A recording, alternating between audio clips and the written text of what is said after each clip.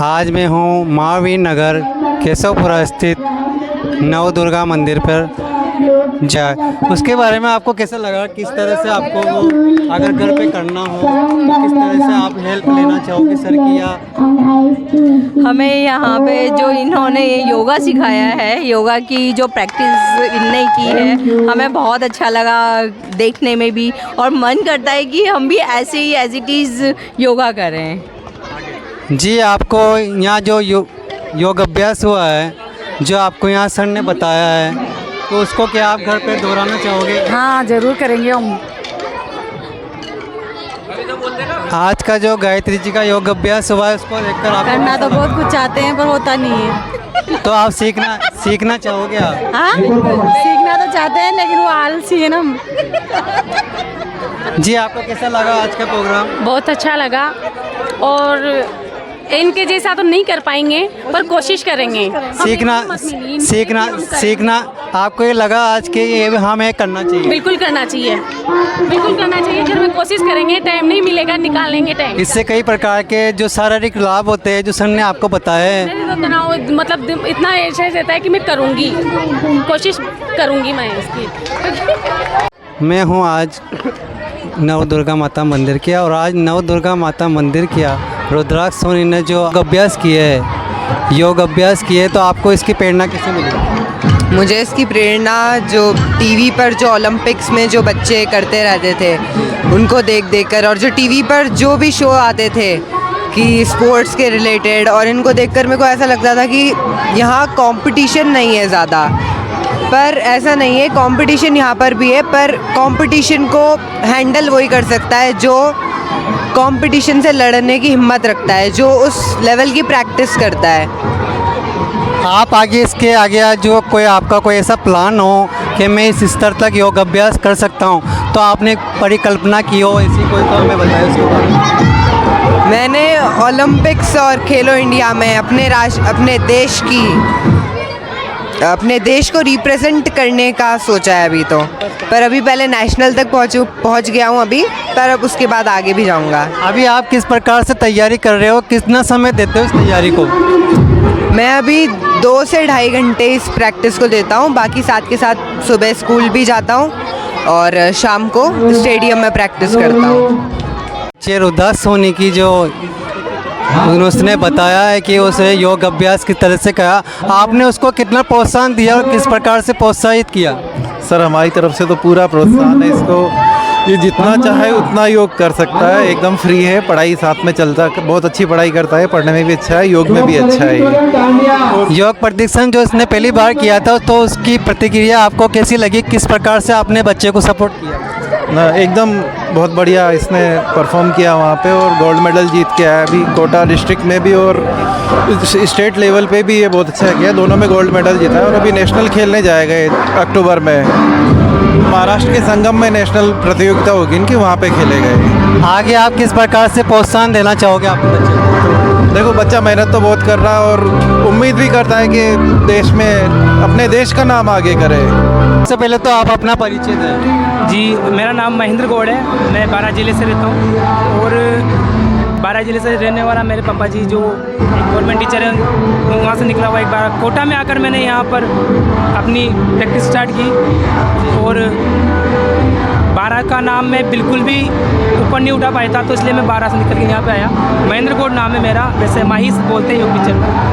तो बहुत सी मुसीबतें आई, बहुत सी चीज़ें ऐसी थी जो मैं नहीं कर पा रहा था, लेकिन मैंने उनको सीखा, मैंने उनको मतलब खोजने की बिल्कुल कोशिश की, पढ़ा, बुक्स पढ़े, तो किसी चीज़ को अगर पढ़कर किया जाए और सेल्फ प्रैक्टिस किया जाए तो उस चीज़ को हम हासिल कर सकते हैं।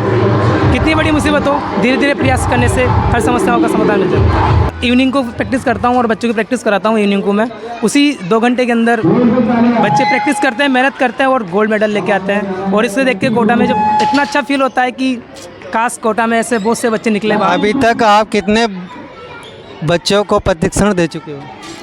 रुद्र मेरा पहला स्टूडेंट है जिसने नेशनल तक पहुंचा, और अभी नेशनल खेल के आएगा, ओपन से भी खेल के आएगा, गवर्नमेंट से भी खेल के आएगा, और कोटा का नाम बहुत रोशन करेगा। रुद्र के बाद अभी तक मेरा कोई ऐसा शिष्य नहीं बना जिसको मैंने पूर्ण ज्ञान दिया हो। जिस प्रकार से मैंने योग की शिक्षा का ग्रहण किया है, रुद्र एक मेरा ऐसा व्यक्ति है जिसको मैंने योग को एडवांस उसको पूरी चीज़ें सिखाई, मेंटल थिंकिंग प्रिपेयर किया, फिजिकली प्रिपेयर किया और उसको वहाँ तक पहुँचाया। अभी आप जो इसकी तैयारी करा रहे हो बच्चे की रुद्राक्ष होने की, तो किस प्रकार से आप इसको तैयार कर रहे हो? आपके जब वो नेशनल में जाएगा तो किस तरह से वो तैयार रहे, किस तरह से वो फिट रहे? अगर आप बॉडी के साथ अगर एक्सरसाइज करते हो तो अपनी जो मसल्स होती है उनको चीज़ें, फिर प्रोटीन, मल्टीविटामिन्स, ऐसी बहुत सारी चीज़ें जिन बॉडी को जरूरत पड़ती है। तो प्रैक्टिस के साथ साथ डाइट फॉलो करना, जो उनके पेरेंट्स बिल्कुल अच्छी तरह से मैनेज करते हैं। अगर उनके पेरेंट्स मैनेज नहीं करते उसकी डाइट को लेकर, तो काश बच्चा ऐसे लेवल पार करने के लिए तो खाना पड़ेगा, क्योंकि बॉडी की मसल्स टूटती है, वापस रिकवर होती है। तो डाइट, मेंटल थिंकिंग प्रिपेयर,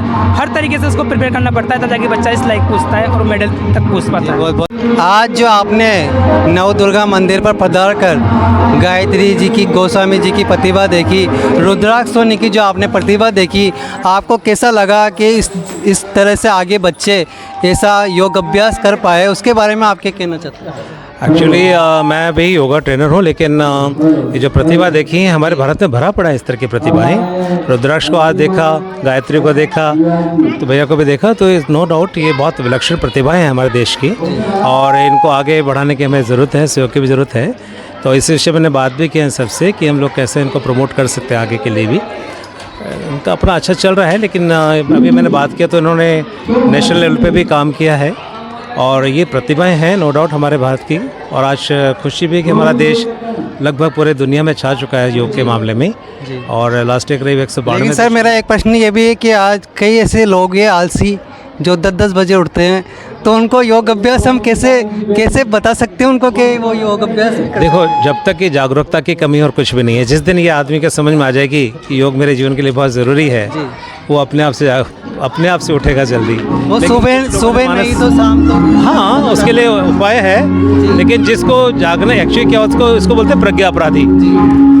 आप सोते हुए को जगा सकते हो, लेकिन जो सोने का नाटक कर रहा है उसको जगाना बहुत मुश्किल है। तो ऐसे लोगों को फिर कुछ नहीं कर सकते। जब तक अंदर से भीतर से उनकी आत्मा नहीं बोलेगी तब तक कुछ नहीं हो सकता। अभी हम आर्ट ऑफ लिविंग से कैसे लोगों को जोड़ सकते हैं और उसके बारे में आपके क्या विचार हैं? देखो, आर्ट ऑफ लिविंग दुनिया की सबसे बड़ी संस्था है। बेसिकली योग के अलावा वहाँ पर मानसिक योग को ज़्यादा महत्व दिया जाता है। कैसे हम मन को शांत रख सकते हैं, कैसे आजकल के वातावरण में हम खुद को बेहतर तरीके से पेश कर सकते हैं, कैसे हम अपने जीवन को सुंदर बना सकते हैं। वो जो प्रक्रिया है 6 दिन में, जो सुदर्शन क्रिया या पूरा एक कोर्स है, वो तो जीवन दुनिया में हर व्यक्ति को करना चाहिए। और मुझे खुशी है कि आज 184 देशों में 50 करोड़ से ज़्यादा लोग इस कोर्स को कर चुके हैं। तो हर व्यक्ति को इसमें एक बार तो आना ही चाहिए। और क्या और योग प्रदर्शन किया है वो बहुत बेहतर रहा। और इन्होंने किस प्रकार से योग प्रशिक्षण में, ये किस प्रकार से इनकी रुचि थी, तो इस योग प्रशिक्षण में आपकी कैसी रुचि रही और किस प्रकार से आज जो आपने प्रदर्शन किया, इसके बारे में लोगों को किस प्रकार से आप चेतना दोगे, आप समझाओगे कि इस प्रकार से योग किया जाए? योग कहीं पर भी किसी भी स्थिति में किया जा सकता है। योग केवल आसन लगाना नहीं होता है, आसन परफॉर्म करना नहीं होता है। योग होता है कि आप उस आसन को किस तरीके से कर रहे हो। योग होता है कि आप उस आसन को किस तरीके से समझ रहे हो। आप उस प्राणायाम करना योग है। योग मतलब कंटिन्यूटी है। किसी भी चीज़ को करने की कंटिन्यूटी को योग बोल सकते हैं अपन। मतलब जो आत्मा है उसका जो शरीर है उसके साथ किस तरीके से तालमेल है अपना, उसे योग बोलते हैं। योग आप अपने दैनिक कार्य करते वक्त भी आप उसमें भी योग को डाल सकते हो। तो इस तरीके से आप, जैसे आज मैंने परफॉर्मेंस किया, वो तो कंपटीशन मतलब कंपटीशन के हिसाब का था, पर आप इसे घर में, और जैसे जो महिलाएं होती हैं उनके पास इतना टाइम नहीं होता है कि वो योग कर पाएँ, डेली प्रैक्टिस इसे दे पाएँ, तो अगर वो अपने काम के साथ भी इसे थोड़ा रोज़ करेंगी, एक कंटिन्यूटी के साथ करेंगी, तो उनके लिए बहुत अच्छा होगा। बहुत बहुत धन्यवाद। तो सर ये बताइए कि लोग घर पर, जैसे कि आप बता रहे थे यूट्यूब से, तो सर ने कहा कि नहीं यूट्यूब से गलत भी हो सकता है, तो इसके बारे में आप ऐसा मार्ग बताएं कि वो बिना यूट्यूब के भी कर पाए। ऐसा आप बताना चाहोगे कि इस प्रकार से आप सही तरीके से करोगे तो योग अभ्यास सही होगा। नमस्ते, मेरा नाम महेंद्र गौड़, मैं बारा ज़िले से हूँ।